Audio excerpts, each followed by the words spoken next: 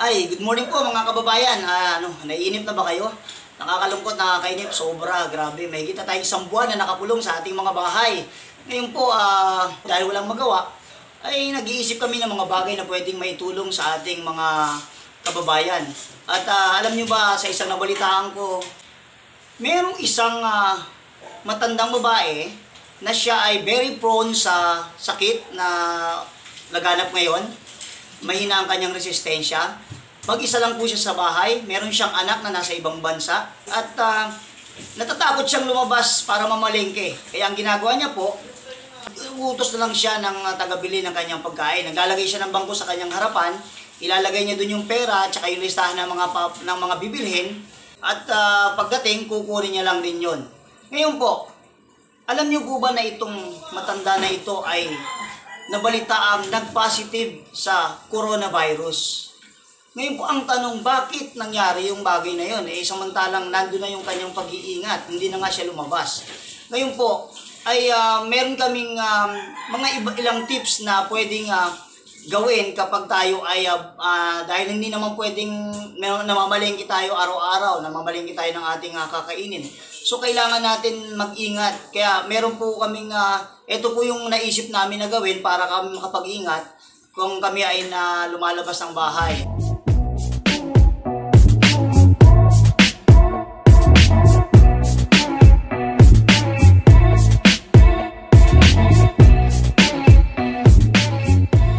Ayan na po.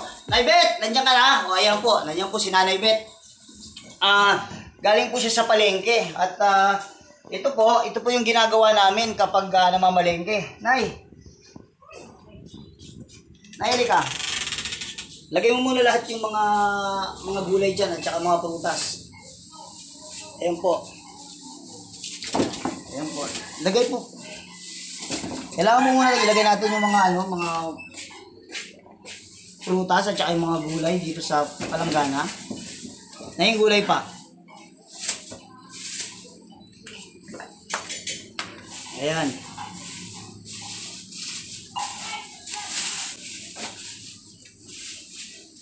Sige na, ipatuluan mo na eh. Ayan.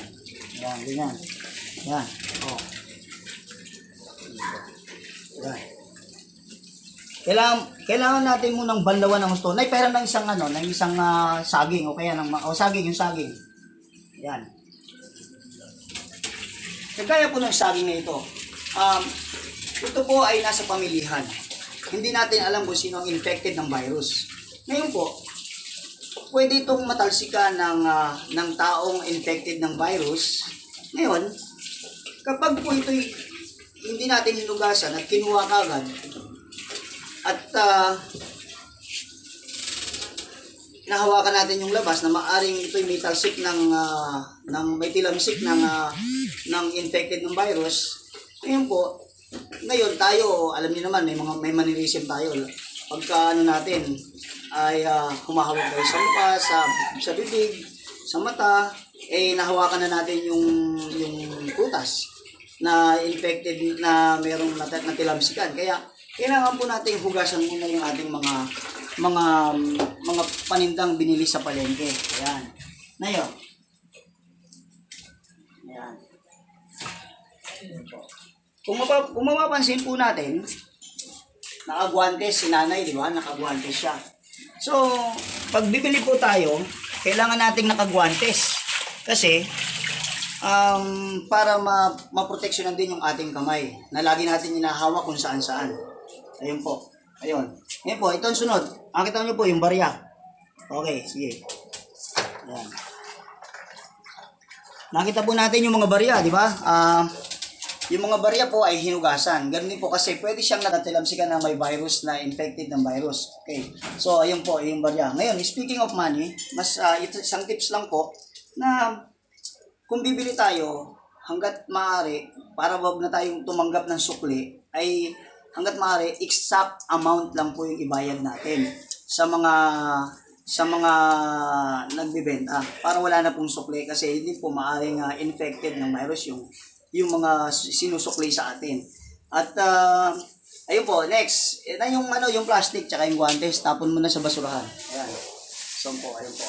Ayan. Kailangan po nating yung yung guantes na ginamit, yung plastic, ay itapon natin sa basurahan at ipasok natin sa loob na yung ating mga paninda.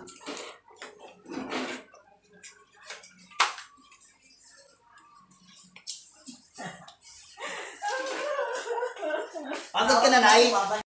Ayun po, sana ay may natutunan kayo dun sa aming ginagawa na tips para makaiwas tayo sa virus. Sobra pong mapanganib ang virus. Talagang nakakatakot. Hindi natin alam kung sino yung infected na lumalabas. At kung mapapansin nyo, grabe, di ba? From 24 tayo. Ngayon, nasa 6,000 na tayo. Lumulobo po yung dami. Kasi hindi natin alam kung sino yung mga infected na nakakalabas. Ngayon po, kung tayo ay mag-iingat sa mga simpleng bagay nito sa pamamalengke, ay kailangan po natin mag-iingat para makaiwas tayo sa virus. Kagaya nga po nung sinabi ko na ikwento ko kanina, na yung matanda, hindi naman lumalabas, na-infect pa rin siya. Kaya sana po ay nakatulong itong ating video sa inyo mga kababayan. Sana po ay i-practice natin para bilang bahagi ng ating pag-iingat para tayo ay makaiwas sa virus. Magandang umaga po at maraming salamat.